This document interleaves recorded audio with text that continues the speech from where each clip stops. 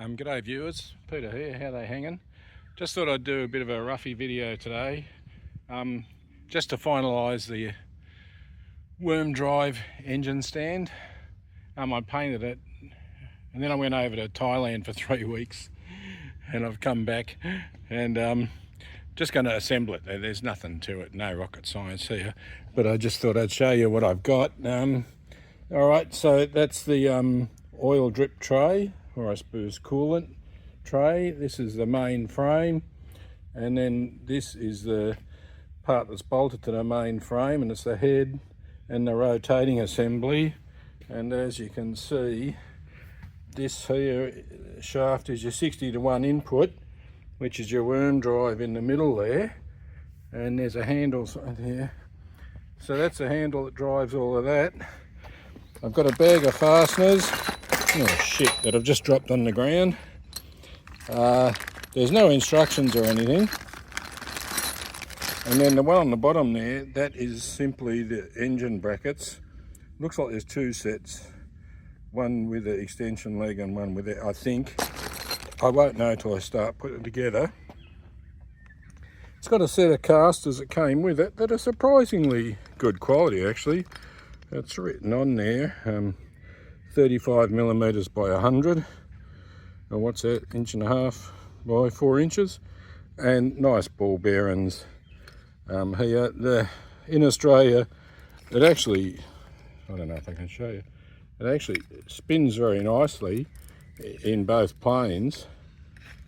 We call these in Australia unground bearings, which is just cheapo bearings. They use them in wheelbarrows and hand trucks and things. It's not a proper, it is a ball bearing technically, but not a real one. But it turns pretty freely, and I noticed that 2 of them, I noticed that it had these serrated teeth. Can you see that in there? I don't know if you can. Anyway, I wondered what that was for, and see this brake here, can you see how it's got it punched out bit here? So when you snap it on, I don't know, I'll try and do this for you. Fucking photography, hang on. So when you snap it on, alright, now you can see that shape, that hole in there has grabbed that, but also inside here there's little teeth that have gone into mesh. So I'll just snap it off and show you. So now, see how we've got clearance here for this to turn, but also, can you see in here, yeah, I don't think you can see it anywhere else, that those 3 teeth mesh in with there. So it locks the wheel from rotating in both planes. I thought that was pretty cool. One thing I'm not happy about, that I suppose I fucked up, it looks like these bolt in this fashion on a 45 like that. Now if I'd known, see how where that weld is, see how it's proud? Now I've already painted this. If I'd known, I would have ground this down flat. Now I know it's the bottom, I suppose there's no reason I can't, but I'm not going to do that now. So I'm just guessing that when I tighten it, and these are tapped holes, if you can see, so I'm guessing that when I pull that down it will just deform the plate and it'll suit. But hindsight's a wonderful thing. I never imagined that they'd leave that like that if you're going to bolt to it, but then, you know, it's Chinese. So I'll start putting, and I suppose the next question is, two of these casters have a brake and 2 don't. So I think I will put the ones with a brake at this end and the ones without a brake, because I'll call this the operator end, because this is where the handle's going to be, isn't it? It doesn't particularly matter, but yeah, I think that would be more sensible. So all the controls are up this end rather than having to work at opposite ends. Yeah, I think I'll do that. So let's see how we go. Okay, so the next operation is these 4 holes here, which obviously correspond to these 4 holes here.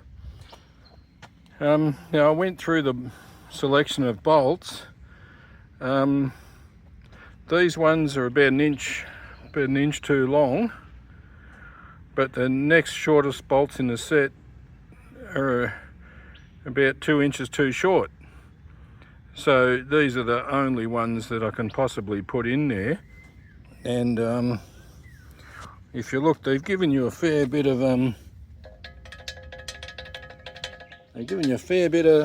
leeway in production line tolerances. So I suppose the question for me, because they're a bit long, I think I'll put the excess at the bottom. I'll put the bolt heads at the top that's visible, because if you bring it up from, if you put the bolt heads at the bottom, it's probably not going to look as attractive, not that it really matters. And then what I said about the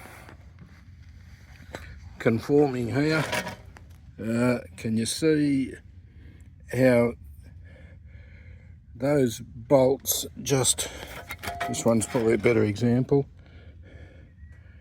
See how they bent this. Now this here is just a bit of I think it's 1010 zinc plated. Now it's Chinese 1010. Australian 1010 is just crap steel. I call it cheese, but Chinese 1010 is super cheese. It's got no guts whatsoever. So I suppose I just knew that the bolts that actually attached it into the tapped hole were high tensile, funnily enough. And I suppose they knew that easier than grinding off those welds, that just get a bit of Chinesium 1010 cheese and it'll just conform to the shape. And so my next operation is to put those bolts in those holes, and then I'll get back to you. Okay, so there you go. I've got that bolted on. As you can see, I put the bolt at the bottom, and there's a bit of excess, but better, I think it's better at the bottom than the top. So now I think if I put the handle on and the cap, it's starting to look like something now, isn't it? Can I stand back so you can see? Starting to look like something, so we'll sally forth. Okay, so we've got this handle on and we've got the cap on, and you can see I left these little screws not painted green. Actually, I'll talk about that in a minute. So the handle is chrome plated, and then I've only got to put these 2 stainless steel handles on this drip tray, there and there. And why haven't I painted everything green? I kind of like it. I know it's stupid. Just see in here, I kind of like it when you paint things. See how the bolt heads are not painted? Because a lot of people would assemble it and then paint it, but I like it that the wheels are red. There's a bit of zinc plating there, there's a bit of chrome plating here. We're going to have the stainless steel handles on the drip tray, and you know, I've got this little screw here. It's a bit like, you know, when I did that downpipe up there on the carport, and I'm sure most people would have fitted all the bracketry and the clamps to hold the downpipe and then painted it, but I chose to paint it and then fit the clamps that hold the downpipe out. I don't know why, I just think it looks right to me. I know it's stupid, but yeah, sometimes we do stupid things. So just to give you an idea how fast this turns, I don't know what you can see.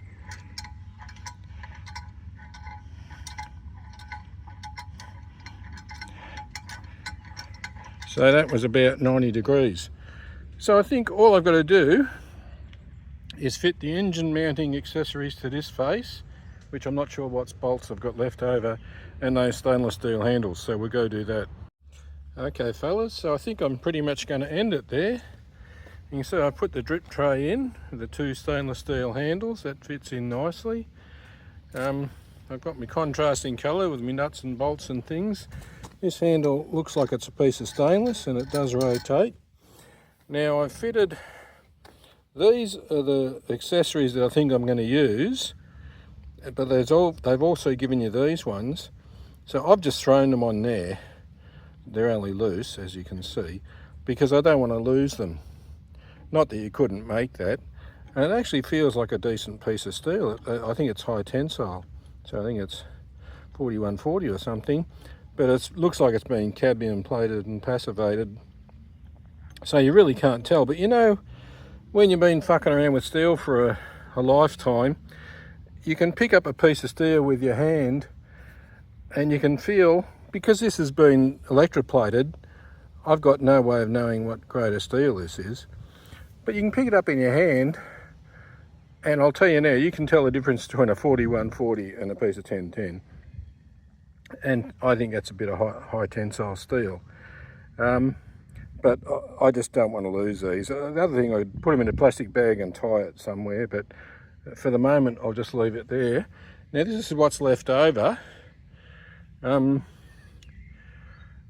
thought that they'd give you, because I suspected it was made for the American market, but this, first I thought they might be UNF, but that looks like 12 mil 1.25, which is 8.8 grade. Anyway, you can see that fits in there. Is that a common thing for bolts, bell housing bolts? I don't know, because they've given you these shorter ones as well, but I think that's more for mounting if you use these other shorter options. So I don't know what's common in the auto industry, but the bolts that I've got look like metric, and I don't know what engines I'm going to be putting on it. Well, I mean, the little Datsun that I've got over there, that's going to be metric, of course. Anyway, I'm pretty happy with it. It's easy to move around. I've got the brake on at the moment, or else it'll end up in the letterbox. And you know, this thing was a bit dearer than the cheapo ones in Australia. I paid $300 for this. Now, freight would have been expensive, but the only reason I got it was because it was close to my house, and I just jumped in the car and went and picked it up and did a bit of haggling. But $300 Australian, that's about 150 pounds in the UK, or about $200 in the US. And yes, it's maybe twice the price of a cheapo engine stand, but yeah, I painted it, and it's going to bring me an element of joy. And yeah, I'm pretty happy with it. And if these bolts are wrong, you just buy the bolts to suit your engine, don't you? So I think we'll end it there, and that's the saga of this is the final installment for the Worm Drive engine stand. So hope you had a bit of fun with me. Anyway, uru.